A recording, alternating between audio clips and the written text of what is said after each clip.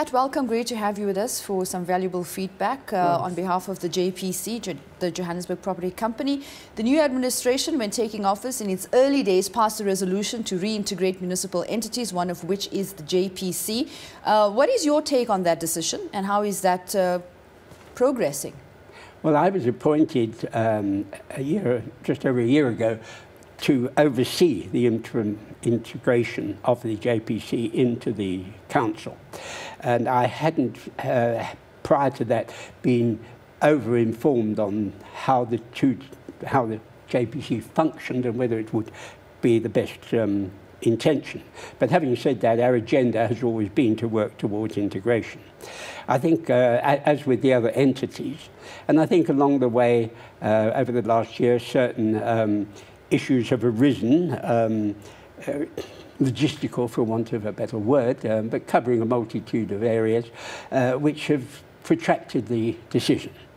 The boards for the entities, including a JPC, have been extended now for another year. Normally they would have probably been fired and reorganised, which is not a good thing, I must tell you, because it takes you a year to get to grips with exactly how a multidisciplined, faceted organisation like the property company, which looks after everything from the civic centres to toilets and taxi ranks and the township lands and what have you. It's a very complex situation, so you take time to absorb the dimensions. But having said that, it's always been top of our agenda, because it's a bit of a dichotomy at the moment where you sit with a PTY company and yet your owner, the city, and the city council is your boss. And you don't really make any decisions. You process the work and you pass it through to the city structures and to the city council.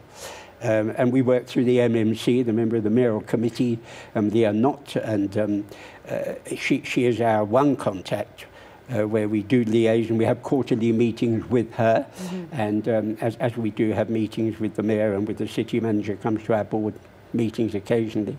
So there's very good communication with the city. We've got a very good relationship, but we're all trying to do the same thing. Sure. And in the property arena, we've got other players. We've got Joshco, the social housing arena. We've got Joburg Property. We've got Joburg Housing. We've got the provincial housing budget. So there's different players, and there's different funding sources. And sometimes we find we're perhaps not all on the same page. So there needs to be more coordination there. Whether that would come about if it goes back into the city, I'm not quite sure. You have been making some recommendations to them regarding the reintegration process? Sure. I think the property company is probably going to be one of the more difficult ones because, as I say, it's multifaceted. But I think it may, if it speeds up processes, I think that would be the important thing, because at the moment it's a very protracted process. If you come and want to develop a property tomorrow or buy a piece of road reserve or whatever it is, we have to go to all the entities and the provincial, the local councillor for input. And there's good reasons for that, because some of the other entities might have other designs for that particular piece of property or that particular piece of open land, and those have to all come into the pot. Then we have a committee there which evaluates all the information, and we decide to recommend to the board, and the board then passes through to the city council for final approval, after we've got the comments from all the parties involved. And as you can imagine, that takes quite a bit of time. So is this your big challenge right now?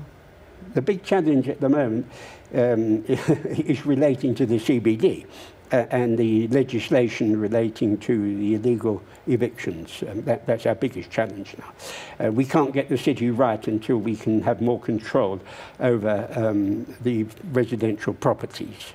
The prior legislation, the prevention of illegal evictions legislation is being interpreted last year even more stringently, and it doesn't even give banks or anybody, the property owner, the right to dispose of a tenant who doesn't pay his rent.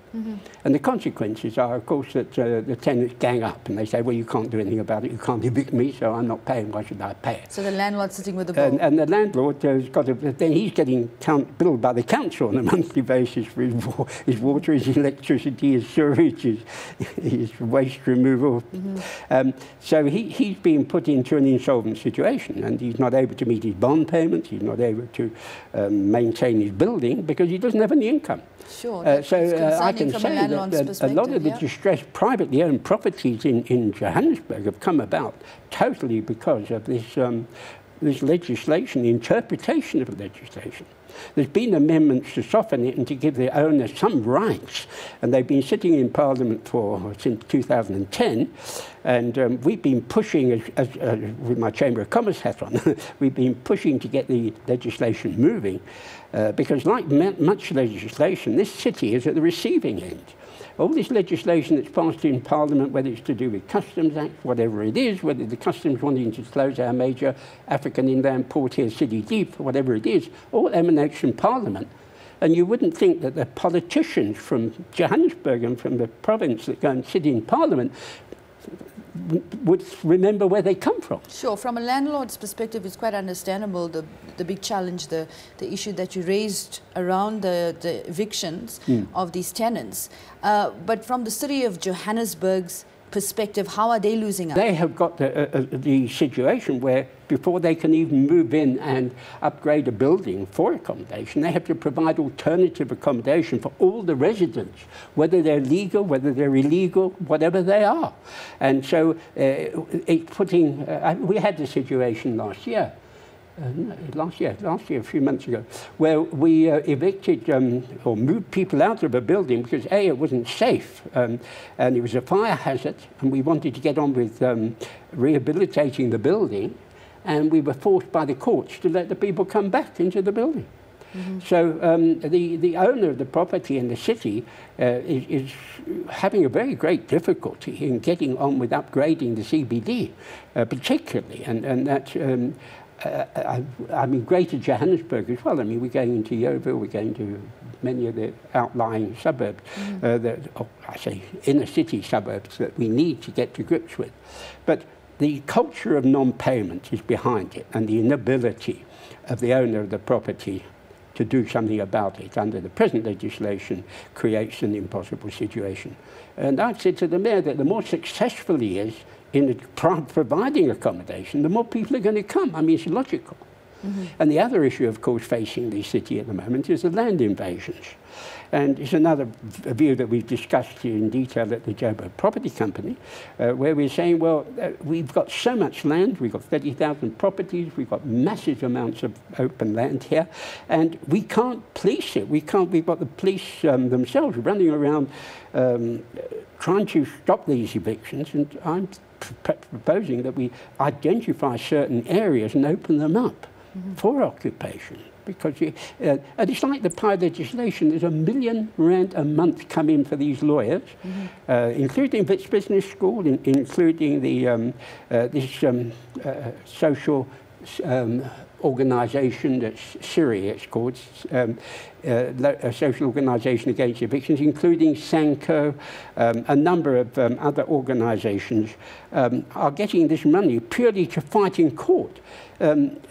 Whereas we all want to do the same thing, and if we could apply that money and work together, which is now what we're proposing, that we sit down and have a meeting with these people and say that they've got an unbelievable opinion that anybody who gets into developing property is a multi-million rand property developer and is going to make a fortune out of the CBD, and why should he be allowed to chuck these illegal occupants out so he can make money? It's not like that. It affects the small owner of a small block of flats. Sure. Sitting in Chairperson who can't get his rent paid. What's it like interacting with the mayor on these issues that you've just raised? Well, he's very much on side. He's, as you know, the CBD in the city has been his priority.